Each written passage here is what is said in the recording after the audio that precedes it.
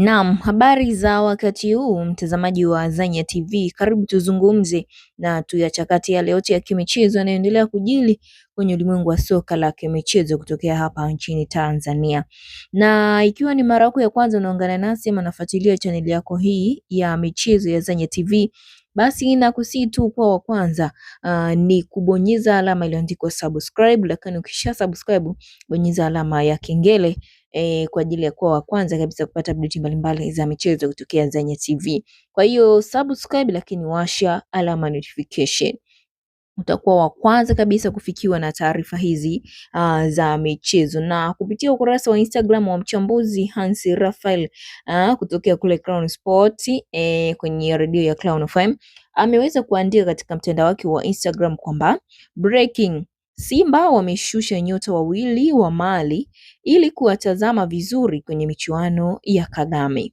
Nyota hao ni Ibrahim Doumbia mwenye umri wa miaka 22 ambaye ni top scorer wa ligi kuu ya Mali akiwa na goli 17 na kiungo wa DR Bamako Mohamed Sangare mwenye umri wa miaka 27.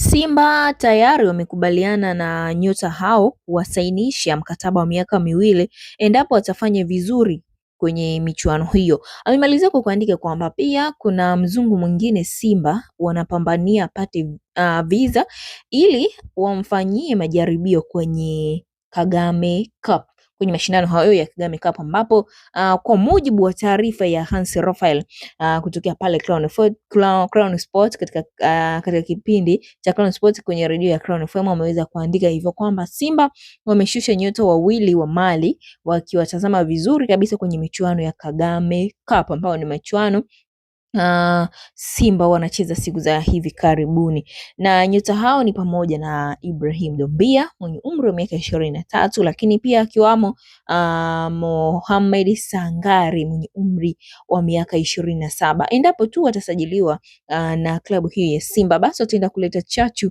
ya mafanikio ndani ya klabu hiyo. Na ikumbuke kwamba Simba tayari wameshatambulisha nyota mmoja ambaye ni Kelvin Nashon, ni kiungo bora sana kwenye wachezaji hawa wametokea katika timu ya Pamba Jiji, ambaye ataenda kukiwasha pale Msimbazi kuelekea msimu ujao. Ni mchezaji hatari kabisa, ni mchezaji ambaye wa kuchungwa.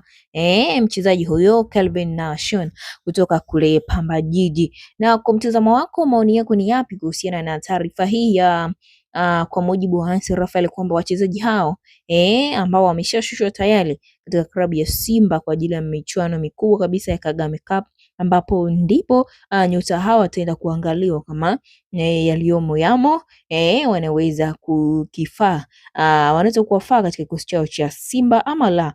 Yote hayo nitaendelea kukufahamisha na kuhabarisha, lakini toa maoni yako kuhusiana na taarifa hii kwamba umeipokeaje, na je, tetesi hizi unazo za Mohamed Sangare lakini pia Ibrahim Doumbia, taarifa hizo unazo za kuhusiana na wachezaji wao kusajiliwa ama kutaka kusajiliwa ndani ya klabu ya Simba? Toa maoni yako, lakini tuelezee kwa namna ambavyo unavyofahamu kuhusiana na taarifa hii kwamba ni ya kweli ama kwako wewe mikajikaje hapo ndo unayasikia kutoka kwa mchambuzi huyu Hansi Raphael baada ya kutoa taarifa hiyo kwamba hawa wachezaji wanatakiwa kwenda kushiriki kwenye michuano hiyo ya Kagame Cup.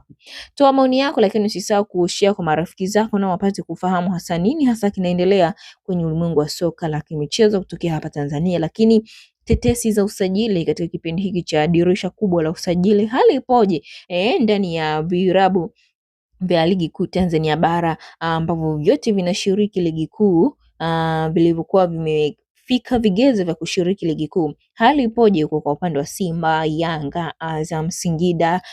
Hali ipoje kuna vilabu vingine vingi vinavyoshiriki ligi kuu Tanzania bara? Toa maoni yako hapo, lakini usisahau kulike, usisahau kitu kimoja tu, kama tayari umeshia subscribe basi washa alama notification, na kusii tena washa alama notification.